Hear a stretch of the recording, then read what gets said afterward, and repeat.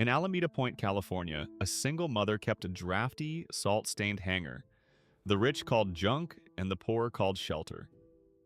Power mocked need until a set of long-buried truths stirred, promising dignity, courage, and consequences of the heart. Stay with this story, subscribe, like this video, and tell us where you're watching from. The bay wind came cold through the ribbed aluminum of Hangar 27, carrying diesel from the ferry, iodine from wet kelp, and the distant clang of rigging against sailboat masts. Ruth Navarro rubbed her hands together, her breath fogging in the chill air. Her 12-year-old daughter Lily warmed them both with a paper cup of church-donated cocoa that smelled of cheap powder and kindness.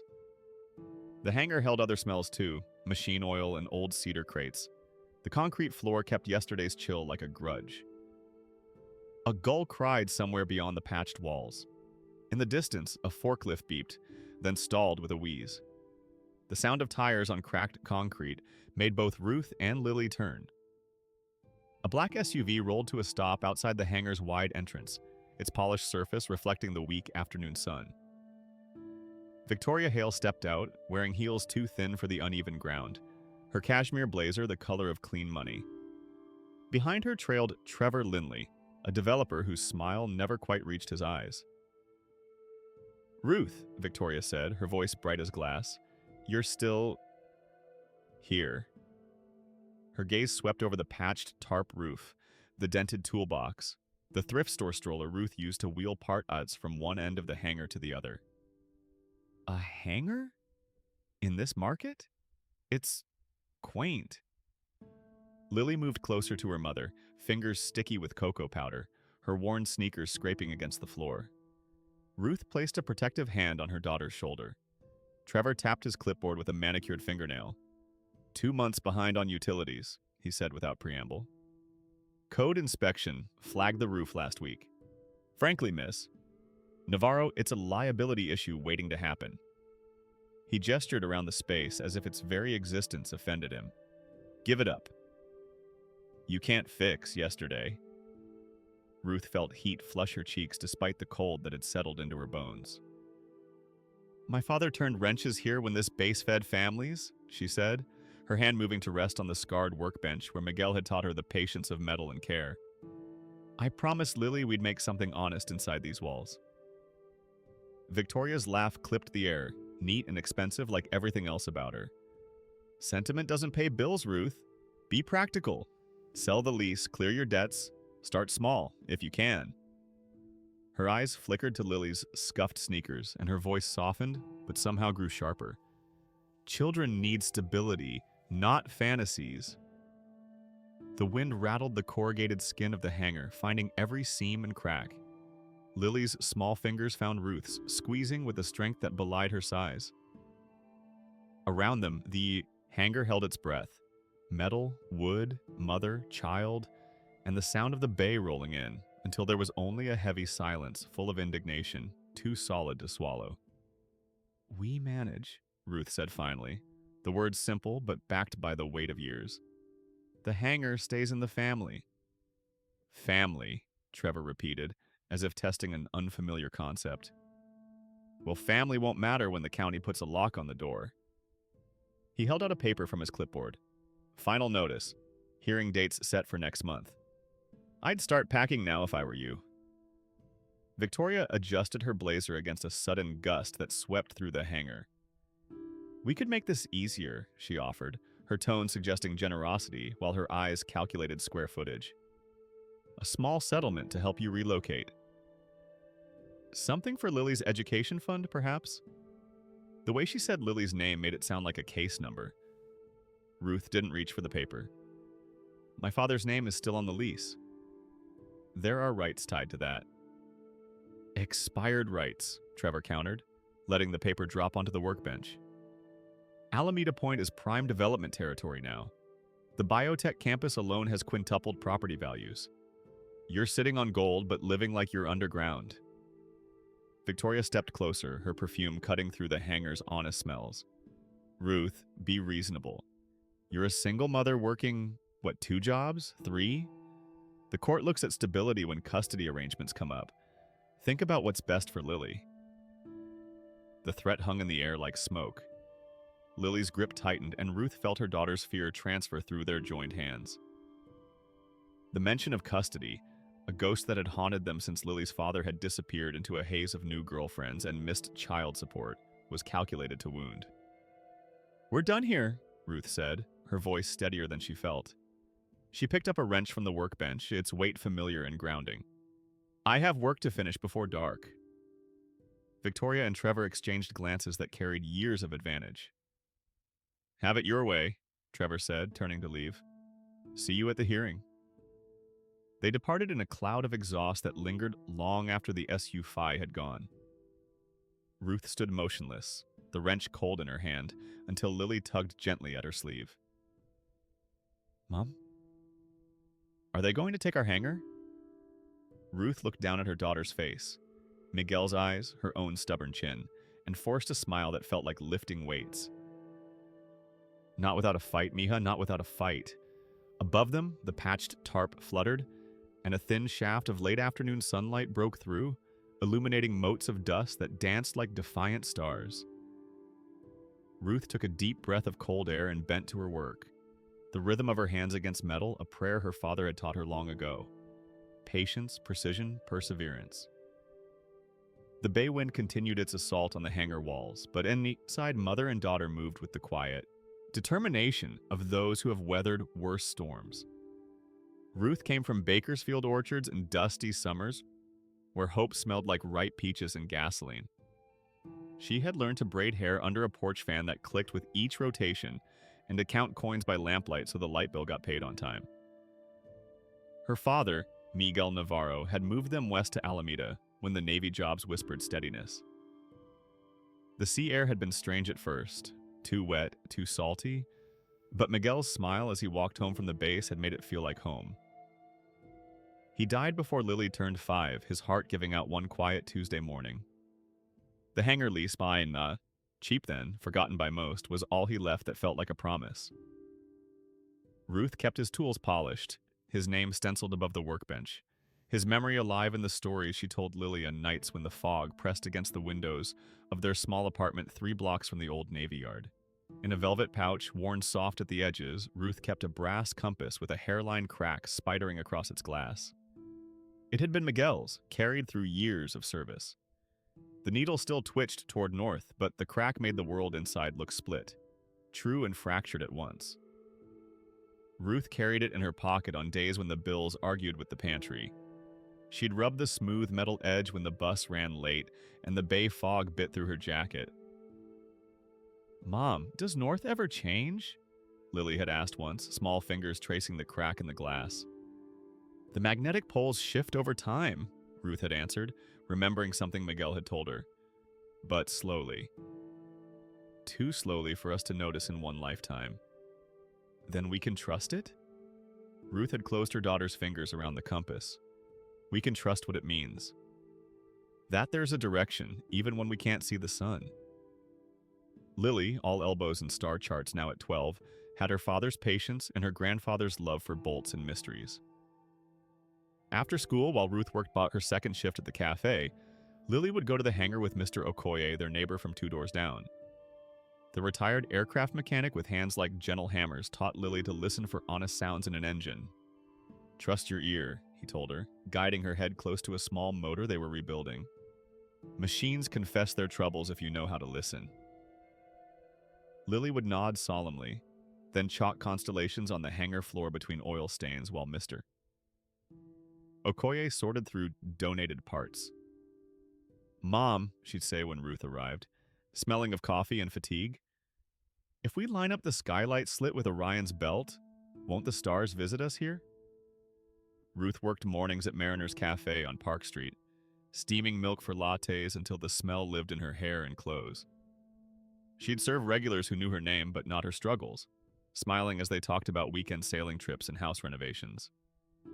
By afternoon, she'd be at the hangar sorting donated tools, cataloging old crates stamped USN, and keeping the wind from the worst drafts with quilts the church ladies had sewn from donated fabric.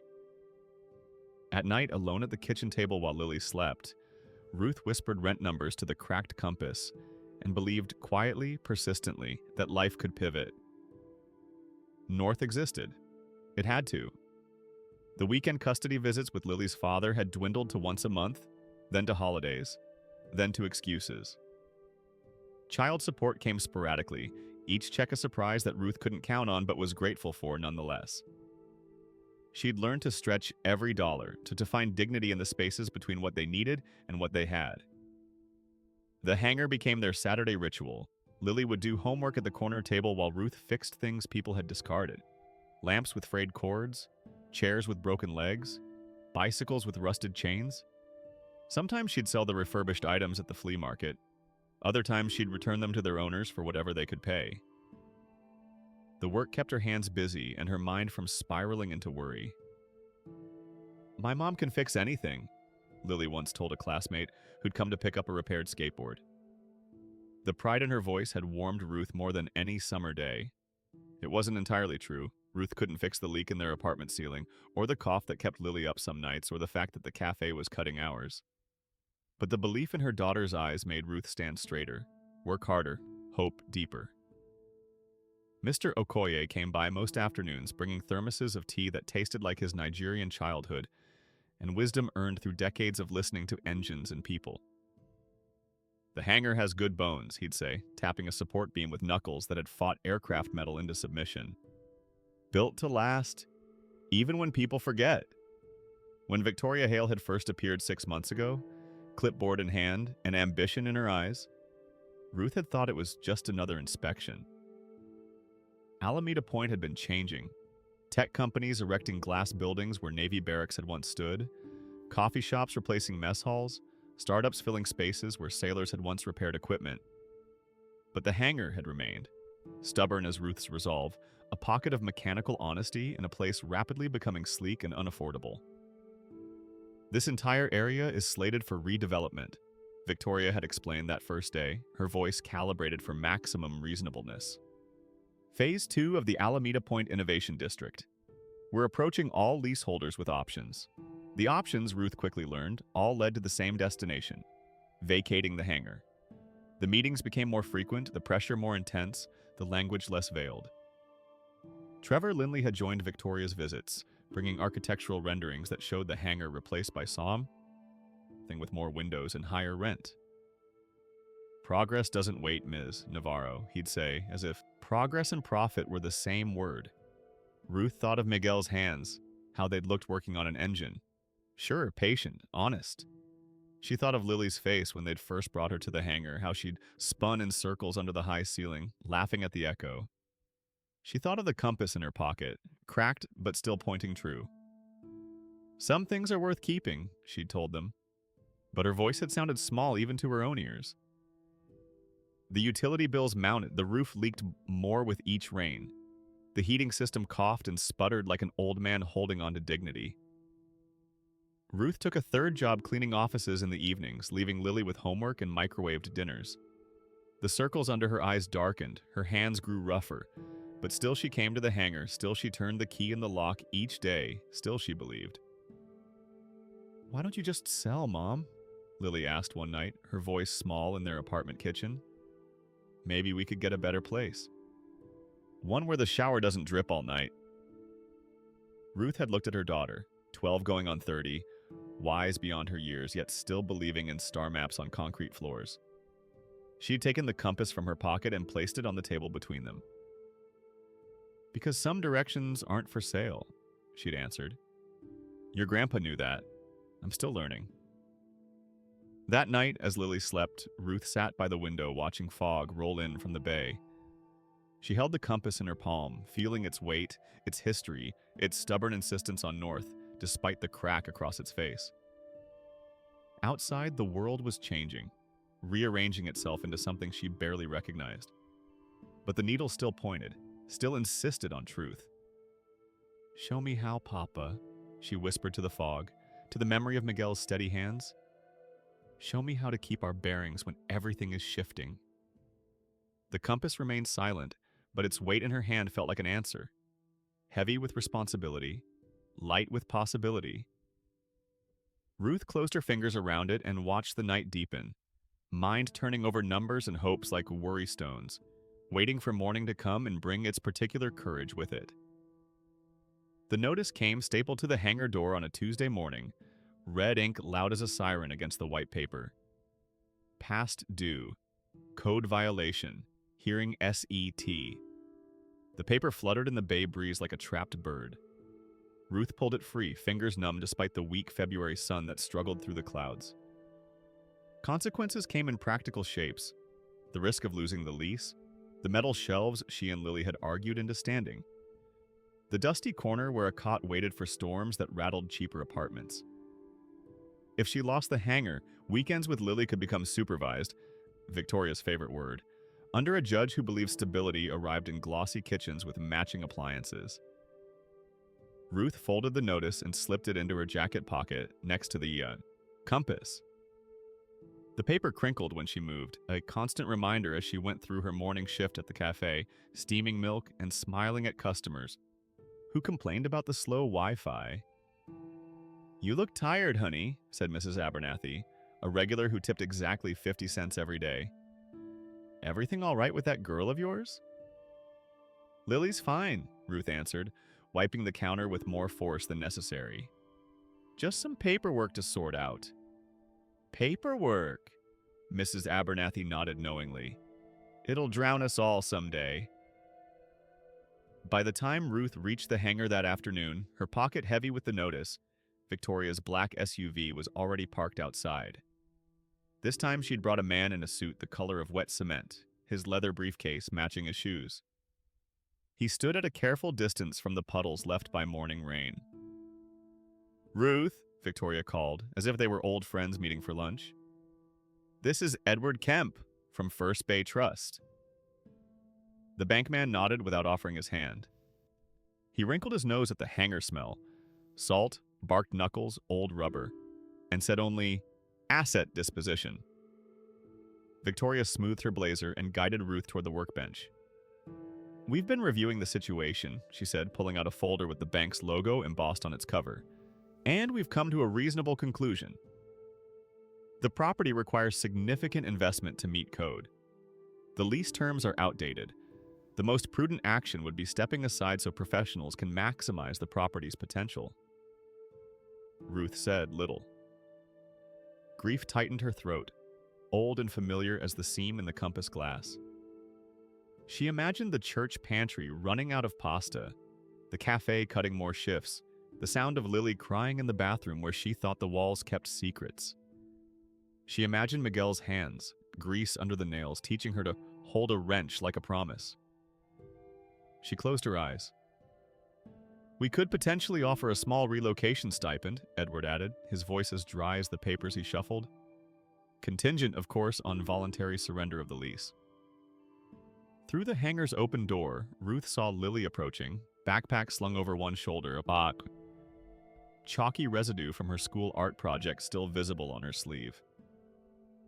Victoria followed her gaze and smiled thinly. "Ah, your daughter," she said. "Perhaps this is a conversation better continued without young ears." But Lily was already inside, eyes wary as she took in the visitors. She came to stand beside Ruth, shoulder pressing against her mother's arm in silent solidarity.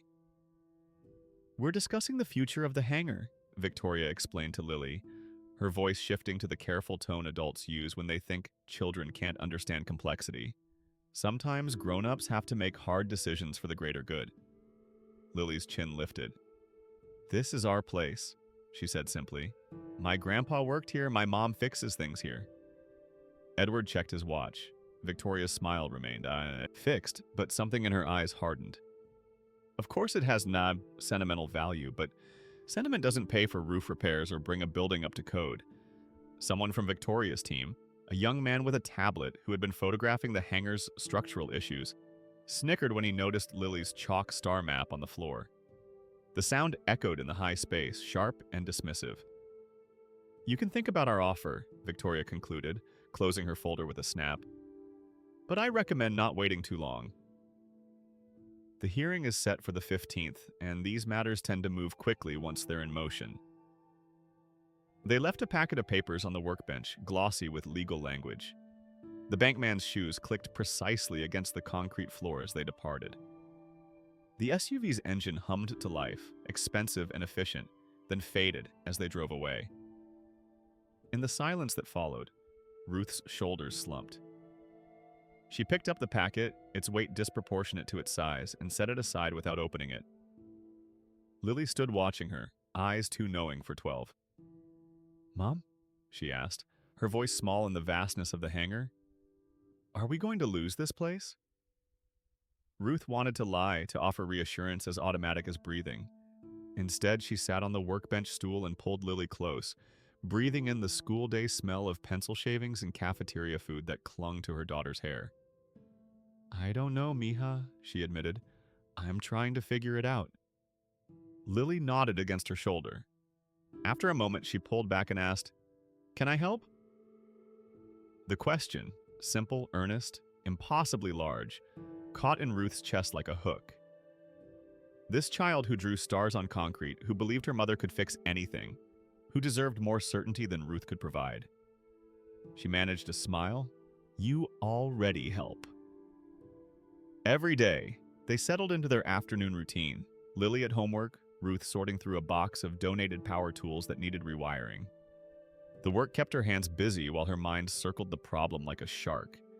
Money they didn't have, repairs they couldn't afford, a system designed to favor those who already had enough. The compass sat on the workbench, its cracked face catching the fading light. Mr. Okoye arrived as the shadows lengthened, bringing his toolbox and a paper bag that smelled of his wife's ginger cookies. He listened to Ruth's quiet explanation of the visit, his face settling into lines of concern. "They're moving faster," he observed, breaking a cookie in half and offering part to Lily. "Something's pushed up their timeline." "The biotech expansion probably," Ruth said. "They've been buying up everything east of Maine." Mr. Okoye hummed thoughtfully, eyes scanning the high ceiling of the hangar. "This old place has seen worse than developers with shiny shoes," he said finally. "It remembers the war years when everything was urgent and nothing was certain." His words hung in the air, oddly comforting. Ruth looked around at the space that had become more than walls and roof to her, the workbench where Miguel had taught her patience, the corner where Lily learned to ride a bicycle, the shelves that held sorted donations for neighborhood kids who needed school supplies. The hangar held their story, imperfect but theirs. In the quiet of their contemplation, a new sound rose, a soft rattle overhead, regular and insistent, like a small thing arguing with its box. The wind had shifted. A thin shaft of late afternoon light poured through a tear in the tarp roof and struck a seam in the rafters that Ruth had never noticed before. Lily followed the light with her finger. She whispered, stepping onto the workbench for a better view. "Look, there's lettering up there." Ruth and Mr. Okoye moved closer, squinting up at where Lily pointed. Sure enough, faded but visible against the metal beam, someone had stenciled text, "Boxa 7, do not remove." "It's behind that sheet metal panel," Lily continued, excitement building in her voice. "See how it's attached differently? With those weird screws?" Mr. Okoye's eyebrows rose. "Good eye, young engineer," he said, a note of respect in his voice. "That's not original to the structure." The rattle came again, a patient knock from an old room no one had visited in years. Ruth felt something shift in her chest, not hope exactly, too fragile for that, but a current of possibility where before there had been only resignation. "Can we look?" Lily asked, already reaching for the stepladder. Ruth glanced at the packet of papers from Victoria, at the red-inked notice crumpled in her pocket, at the cracked compass that still insisted on direction. She thought of Miguel, who had taught her that answers sometimes hide in plain sight, waiting for the right question. "We'll wait until evening," she decided, "when everyone's gone for the day." Mr. Okoye nodded, understanding in his eyes. "I'll bring my good ladder," he said simply, "and my socket set." As the afternoon light faded to evening, Ruth watched Lily finish her homework, the girl's pencil moving across paper with the same careful precision Miguel had once applied to engine parts. Outside, gulls wheeled against the darkening sky, their cries carrying across the bay. Inside, the hangar held its breath, metal and memory and the possibility of secrets long kept. Ruth touched the compass in her pocket, feeling the familiar weight of it against her palm. North still existed, even in darkness. Perhaps, she thought, watching Lily's intent face and missed her. Okoye's steady hands as he organized his tools. Perhaps they would find their bearing yet. The wind picked up, whistling through the hangar's seams, but the sound no longer seemed like threat. Instead, it carried a different note: anticipation, possibility, the whisper of a turning tide. Ruth straightened her shoulders and began clearing the workbench, making space for whatever the evening might reveal. They waited until the sky burnished to evening and the last ferry horn sounded across the water. The gulls had quieted, seeking shelter for the night, and the lights of San Francisco began to twinkle across the bay like earthbound stars. Mr. Okoye returned with his extension ladder and a careful smile, the tools in his canvas bag clanking softly as he set them down. "No heroics," he said, handing Lily safety glasses that made her look serious and small. "Old buildings have secrets, but some are just dust and disappointment." Lily nodded solemnly, adjusting the two large glasses on her nose. "I'll be careful, mister." Ruth watched as Mr. Okoye set up the ladder beneath the spot Lily had identified. The metal legs settled with a scrape against the concrete floor. Above, the mysterious panel waited, its edges just visible in the beam of the work light they'd positioned. The hangar felt different at this hour, more intimate, as if the darkness had drawn its vast space into something close and confidential. "I'll go up," Mr. Okoye said, testing the ladder's stability. "Less weight, more experience." Ruth nodded, one arm around Lily's shoulders. They watched as the older man climbed steadily, his movements deliberate despite the arthritis that sometimes troubled his knees.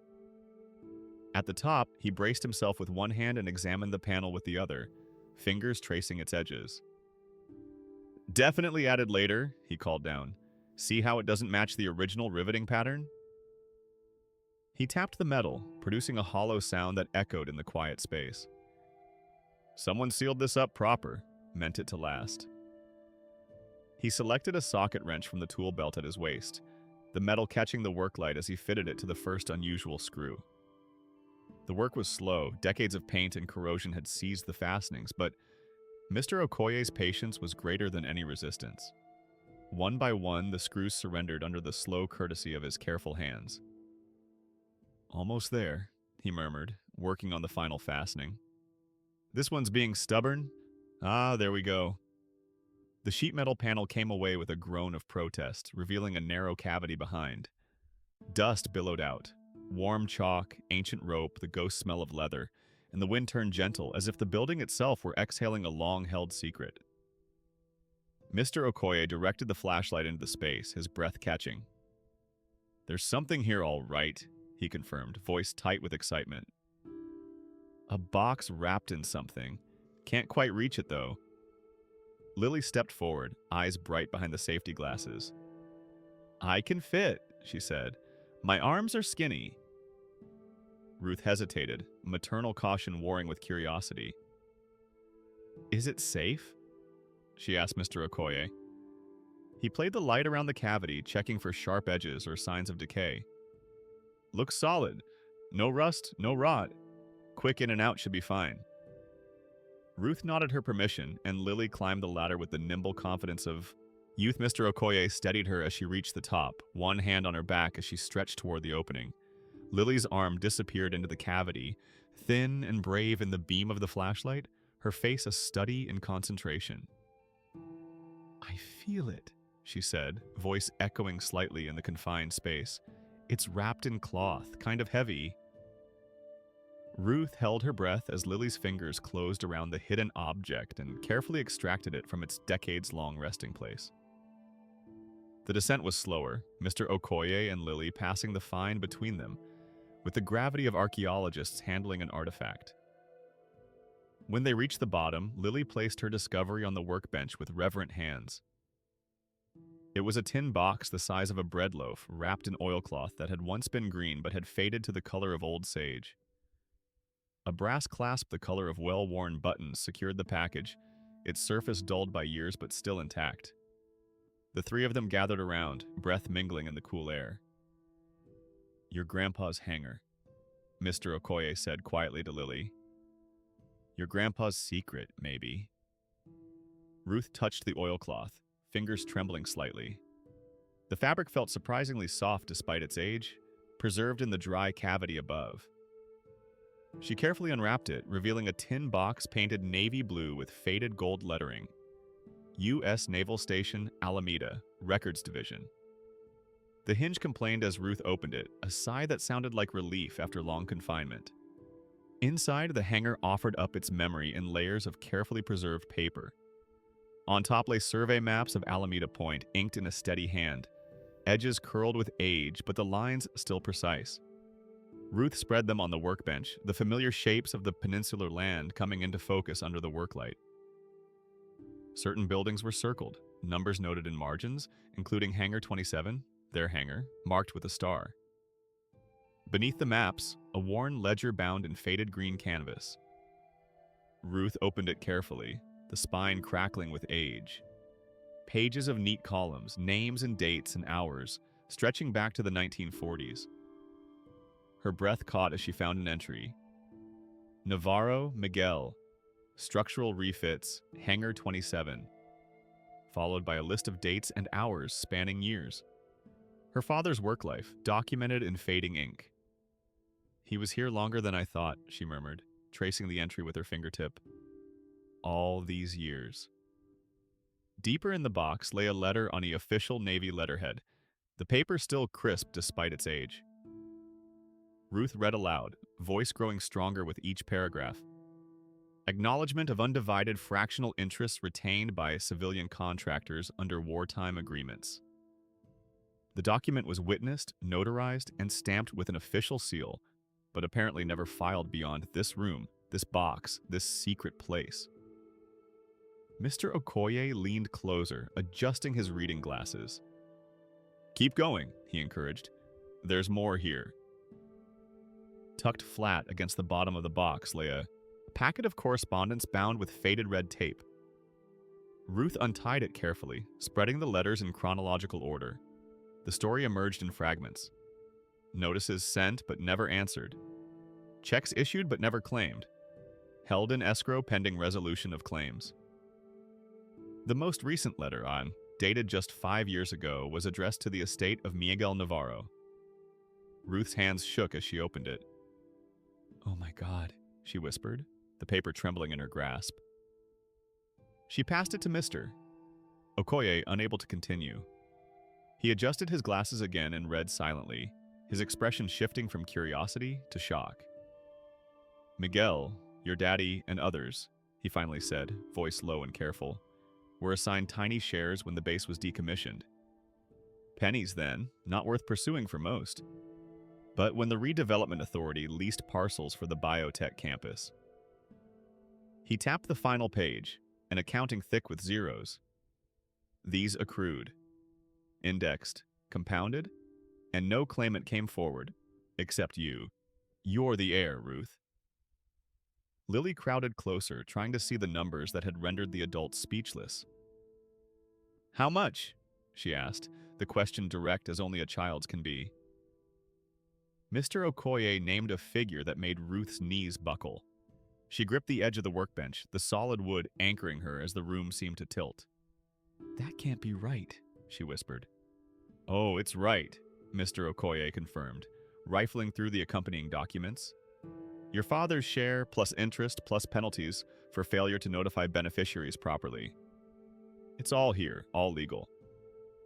Ruth felt the compass in her pocket pivot as if the earth itself had remembered her. Courage rose, not loud but clean. Dignity crept back into her shoulders. She looked at Lily, whose eyes reflected both confusion and dawning hope. "We'll take this to someone honest," she said, her voice steadier than she'd expected. "Let the papers speak for themselves." Lily looked from her mother to the documents scattered across the workbench, understanding that something fundamental had shifted.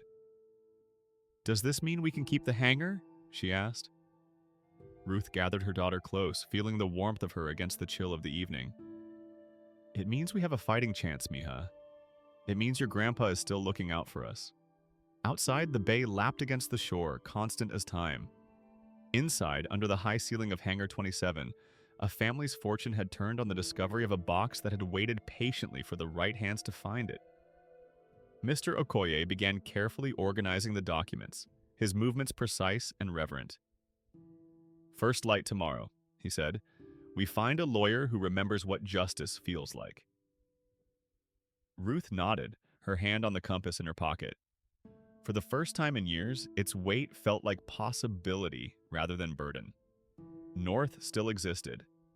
And now, incredibly, they had a map to follow. News traveled like tide through Alameda. First a ripple, then a current, finally a wave impossible to ignore. By the time Ruth and Lily climbed the stone steps of City Hall, television vans idled along Oak Street, their diesel hum low and impatient in the morning air. Reporters clutched coffee cups against the chill, their eyes tracking mother and daughter as they approached the entrance. "Miss Navarro, is it true about the settlement? Lily, how does it feel to be suddenly wealthy? Ruth, will you be pursuing damages against the Redevelopment Authority?" Ruth kept her head high, one arm around Lily's shoulders, guiding her through the gauntlet of questions. They had prepared for this moment for 3 weeks, ever since Miss Stite. Chen had agreed to take their case pro bono.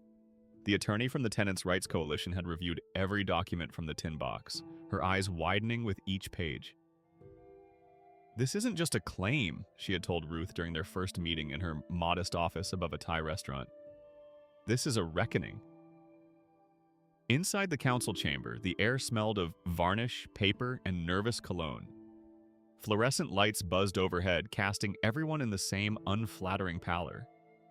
The wooden benches were already filling with spectators, neighbors from the point, curious city employees, journalists with notepads and recorders. Victoria Hale sat in the second row, her smile thin and professional, phone face down on her lap. Trevor Lindley whispered urgently to a lawyer with cufflinks shaped like anchors. Miss Chen met them at the door, her hair pulled back in a practical bun, voice soft but pointed as she briefed them on last-minute developments. "They've tried to expedite the code violation hearing," she said, guiding them to their seats at the front table. "Classic pressure tactic, but we've got the floor first." Ruth nodded, setting the tin box carefully on the table. Its weight felt significant, as if it contained not just papers, but years of overlooked justice. Lily sat beside her, solemn in the dress shirt they'd found at the thrift store the day before, her sneakers freshly washed, but still bearing faint chalk marks. The chamber quieted as the council members filed in, taking their places behind the curved dais with its polished wood and microphones. The mayor, a woman with silver-streaked hair and a reputation for fairness, called the meeting to order with 3 sharp raps of her gavel. "We're here today for a special hearing regarding property claims at Alameda Point, specifically concerning Hangar 27, she announced, her voice carrying clearly through the room. "We'll begin with the petitioner's presentation." Miss Chen rose, straightened her blazer, and approached the podium. On the table, the tin box and its weathered contents looked small against the institutional backdrop.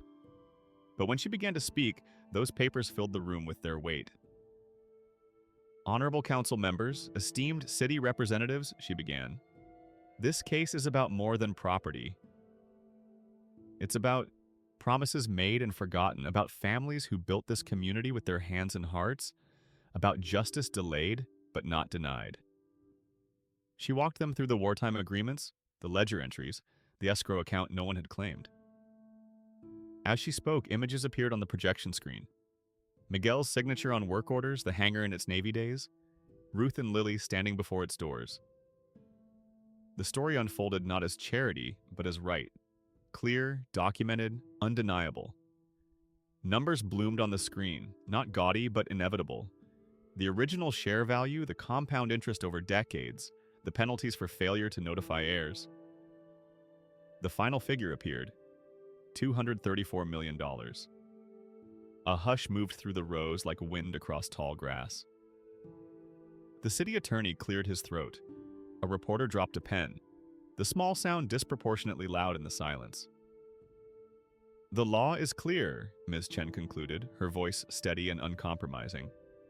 "My client asks not for vengeance, only recognition, and the right to keep the place where her father's hands made a living." Somewhere outside, a gull cackled at the timing. Lily squeezed Ruth's hand so hard it almost hurt. In the second row, Victoria's expression had frozen into something between disbelief and calculation. The mayor turned to the city's legal representative. "Councillor Barton, your response?" The man rose slowly, his face grave. "Madam Mayor, members of the council, after reviewing the documentation provided by Ms. Navarro's counsel, the city's legal department finds no grounds to dispute the claim. The records are authentic. The calculations are accurate. The obligation is clear." A murmur ran through the chamber, surprise, vindication, concern. The mayor called for order with another tap of her gavel. "Miss Hale, as representative of Alameda Point Development Partners, do you wish to address the council?" Victoria rose, color high on her cheekbones. "This is absurd," she said, voice carrying a tremor beneath its professional veneer. "A claim appearing out of nowhere based on documents no one has seen for decades? The timing is suspicious at best, fraudulent at worst." She strode to the podium, each click of her heels sharp against the floor. "Our consortium has invested millions in Alameda Point's revitalization. We've created WIVE's improved infrastructure, increased property values across the board. To allow this windfall based on a technicality would set a dangerous precedent." As she spoke, Ruth noticed something shift in Victoria's expression. A flicker of recognition as she looked down and saw the chalk dust on Lily's sneakers. The same marks she'd dismissed weeks earlier as evidence of their unsuitability. Victoria faltered mid-sentence, the sharp edge of her argument suddenly dulled. Trevor looked very small without his clipboard, his face pale as he watched his carefully constructed plans crumble in real time. When Victoria finished, the chamber held its breath. The mayor looked to Ruth. "Miss Navarro, would you like to respond?" Ruth stood slowly, the compass a familiar weight in her pocket. She had prepared remarks, practiced them with Lily and Ms. Chen, but what came out was simpler, truer. "I didn't come looking for millions," she said, her voice steady despite the pounding of her heart. "I came looking for a way to keep my father's hangar. To honor his work. To give my daughter a place where she could draw her stars and learn to build things with her hands." She looked around the chamber, taking in the faces. Some sympathetic, some calculating, some simply curious. "This isn't about money. It's about being seen, about not being pushed aside because we don't fit someone else's vision of progress." Her eyes found Victoria's. There was no triumph in Ruth's gaze, no gloating, just a quiet certainty. "We all need stability," she said, steady and warm. "Even the kids who draw stars on concrete." The room exhaled. For a long breath, the bay itself seemed to pause and listen. The mayor nodded, a small smile tugging at the corner of her mouth. "Thank you, Miss Navarro. The council will recess briefly to confer." The 15 minutes of deliberation felt like hours. Ruth sat beside Lily, aware of the cameras, the whispers, the weight of attention. Mr. Okoye had found a seat near the back, his presence a silent support. Miss Chen reviewed notes, her face composed but her fingers betraying nervous energy as they tapped her pen. When the council returned, the decision came swiftly, unanimously. The claim was valid. The settlement would be processed. A separate hearing would address the specifics of the hangar's code violations, with a city grant program to assist in necessary repairs. Victoria approached as the crowd began to disperse, her professional mask back in place but softer somehow at the edges. "Congratulations," she said, the word clearly costing her. "You've surprised us all." Ruth nodded, neither gloating nor apologetic. "Sometimes what looks small contains multitudes," she replied, thinking of the tin box, the compass, her daughter's determination. Outside, the day had warmed, the bay glittering under spring sunshine. Reporters called questions, cameras tracked their movement, but Ruth felt a strange calm. The path ahead wasn't simple. Money brought its own complications, its own responsibilities. But for the first time in years, the weight on her shoulders felt like possibility rather than burden. Lily tucked her hand into Ruth's as they descended the steps. "Mama die," she whispered. "Did we win?" Ruth smiled, squeezing her daughter's fingers. "We were seen," she answered. "That's its own kind of victory." Above them, gulls wheeled against the blue sky, their cries carrying across the water. Behind them, the doors of City Hall closed on one chapter.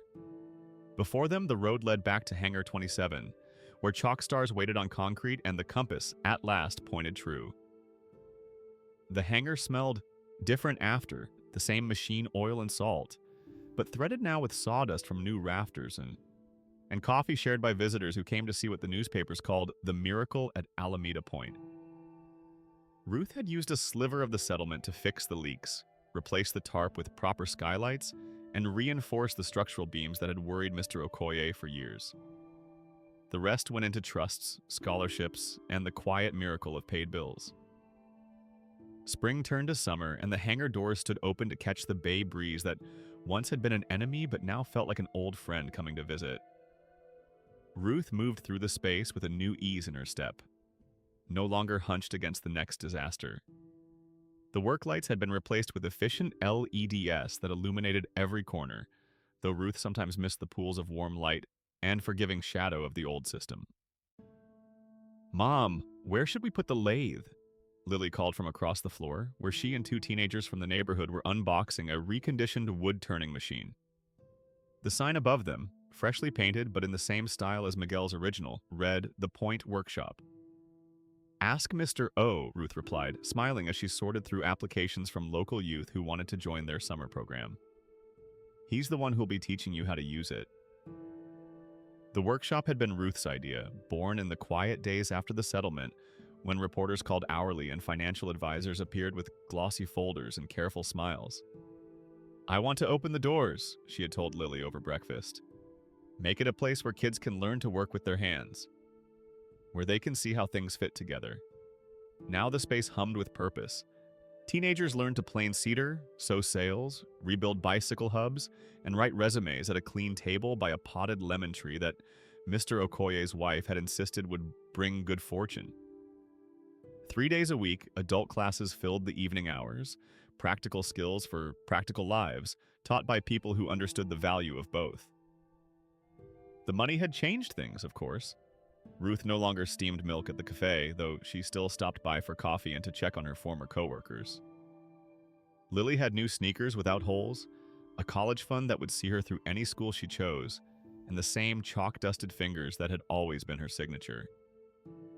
They had moved from their cramped apartment to a modest house 4 blocks away, close enough to walk to the hangar, but with enough space for Lily to have her own room with a skylight, positioned to catch Orion's belt on clear nights. But some things remained the same. Ruth still carried Miguel's compass, its cracked face a reminder of journeys taken and those yet to come. She still approached each day with the practical caution of someone who had learned early that security could be temporary.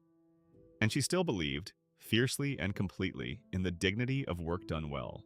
The afternoon light slanted through the new skylights, catching dust motes that danced in the air. Ruth paused in her sorting to watch Lily demonstrate a proper grip on a wrench to a girl no older than 10, her small face serious with concentration.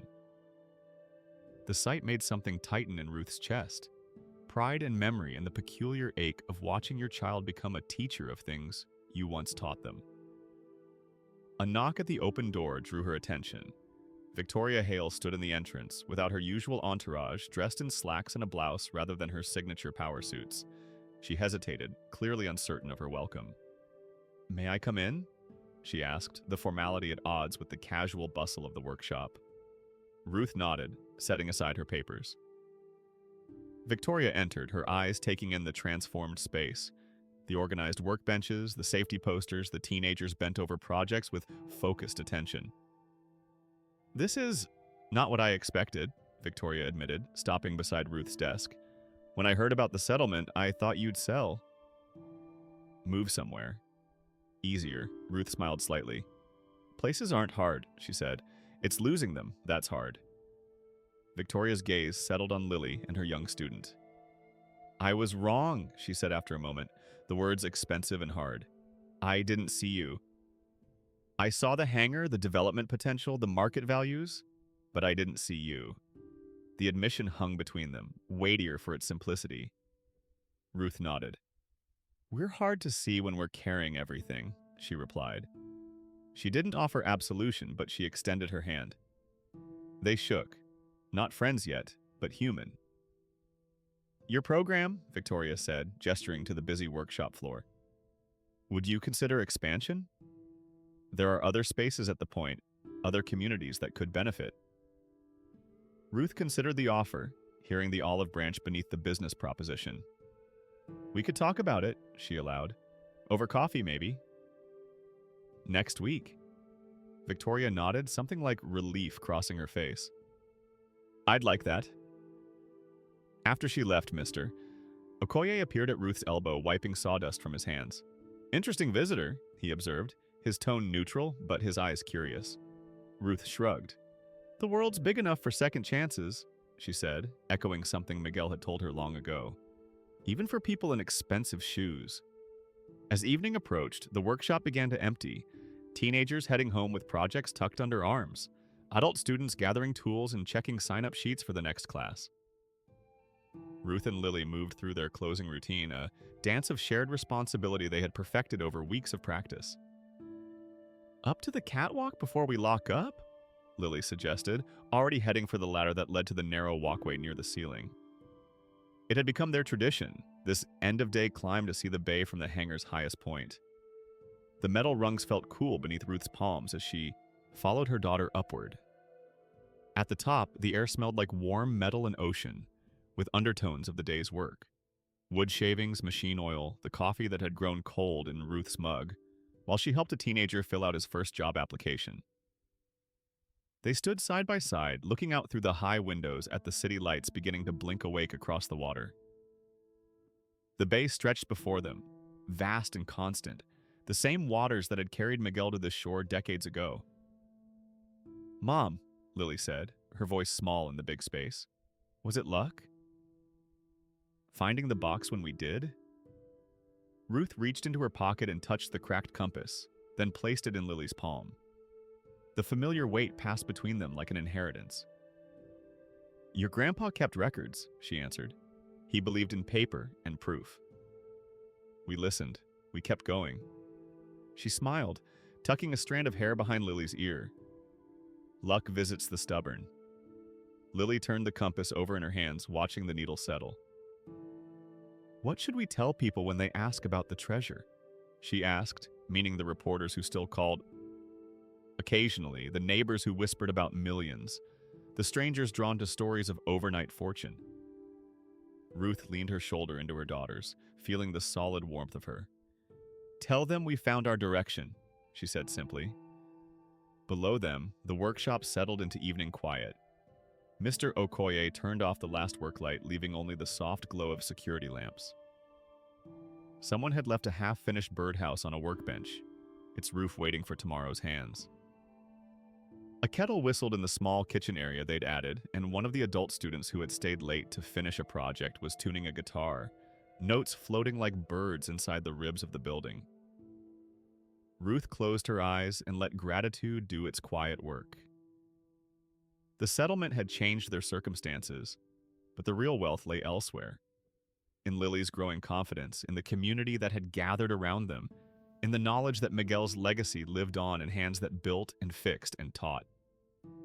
The money helps, she said to Lily, opening her eyes to the darkening sky, but the love and dignity are treasures no one can steal. The compass rested between them, its cracked face catching the last light. The needle pointed north, steady and sure. Ruth placed her hand over Lily's, both of them holding the small instrument that had guided them through darker days. Grandpa would be proud, Lily whispered. He is, Ruth answered, certain of this, if nothing else. He is. They stayed until the stars appeared, naming constellations in voices that echoed in the high space.